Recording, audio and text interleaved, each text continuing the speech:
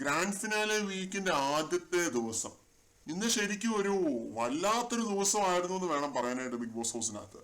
ഇത് ലൈവില് കണ്ട ഒരാളെന്ന നിലയ്ക്കും പിന്നെ എപ്പിസോഡിന്റെ പ്രസക്ത ഭാഗങ്ങൾ കണ്ട ഒരാളെന്ന നിലയ്ക്കും ഞാൻ പറയുകയാണ്, അസൂയ മൂത്ത് വട്ടായ കുറെ എണ്ണങ്ങൾ.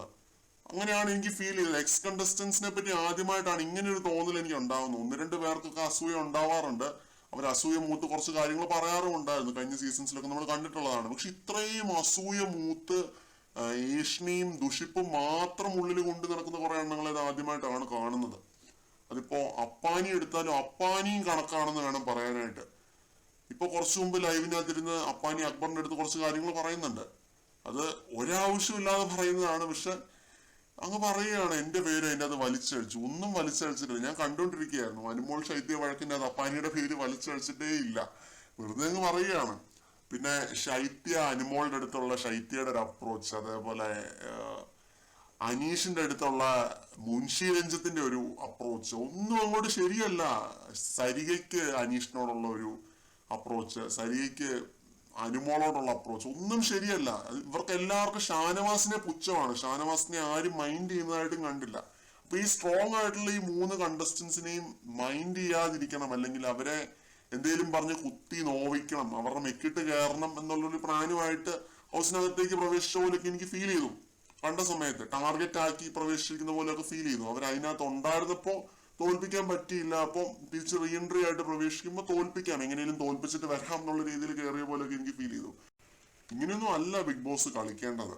ഫിനാലെ വീക്കില് ഒരു എക്സ് കണ്ടസ്റ്റന്റ് എന്നുള്ള നിലയ്ക്ക് പോവുകയാണെന്നുണ്ടെങ്കിൽ തീർച്ചയായിട്ടും ഫോളോ ചെയ്യേണ്ട കുറച്ച് കോഡ് ഓഫ് കണ്ടക്ട് എന്നൊക്കെ പറയുന്ന ഒരു സംഭവം ഉണ്ട്. ഇപ്പോ പുറത്തെ കാര്യങ്ങൾ പറയാതിരിക്കുക, അല്ലെങ്കിൽ അവിടെ ഉള്ള എല്ലാവരെയും ഒരേ രീതിയിൽ ട്രീറ്റ് ചെയ്യുക, അവർക്ക് എല്ലാവർക്കും നല്ലത് മാത്രം ആശംസിച്ച് തിരിച്ചു വരിക, ഇങ്ങനത്തെ കുറച്ച് കാര്യങ്ങളുണ്ട്. അതൊന്നും ഇന്ന് ഹൗസിനകത്ത് പ്രവേശിച്ച 5 പേരും ഫോളോ ചെയ്തിട്ടില്ല. പ്രേക്ഷകർ കാണാൻ ആഗ്രഹിക്കുന്ന രീതിയിലുള്ള ഒരു പോസിറ്റീവ് കോണ്ടന്റ് ഇന്ന് ഡെലിവർ ആയിട്ടില്ല എന്ന് വേണം പറയാനായിട്ട്. ഒരു പോസിറ്റിവിറ്റി ഇല്ലാത്ത രീതിയിൽ ഭയങ്കര നെഗറ്റീവ് ആയിട്ടായിരുന്നു ഈ കോണ്ടന്റ് പൊക്കോണ്ടിരുന്നത് ഇന്നത്തെ ദിവസത്തെ എല്ലാം. ശൈത്യ ആൻഡ് മുൻഷി രഞ്ജിത്ത് പ്രത്യേകിച്ച് ഇവരെ രണ്ടുപേരെയാണ് എടുത്തു പറയേണ്ടത്. ഇന്നത്തെ ദിവസം വെറുപ്പിച്ച് കൈ തന്നു.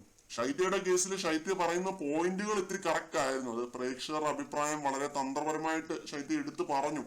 ഇരുന്നാലും ഉണ്ടല്ലോ, ഇത് എൻഡ് ഓഫ് ദി ഡേ അസൂയ തന്നെയാണ്, ജലസിയാണ്. അനുമോള് ഫൈനലിൽ എത്തിയതിന്റെ ഒരു അസൂയയുണ്ട്.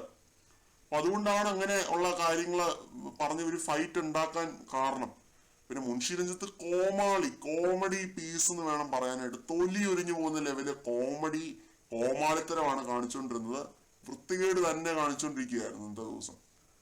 പിന്നെ ആരാണ് ഇത്രയൊക്കെ പറയാനുള്ളൂ. ഇവര് എല്ലാവരും കണക്കായിരുന്നു. അപ്പാനിശരത്ത് പിന്നെ ഇത്തിരി പാവമായിട്ട് ഇരുന്നു എന്ന് തോന്നുന്നു. ഇനി നാളെ ആരൊക്കെയാണ് വരാൻ പോകുന്നത് കണ്ടറിയാം.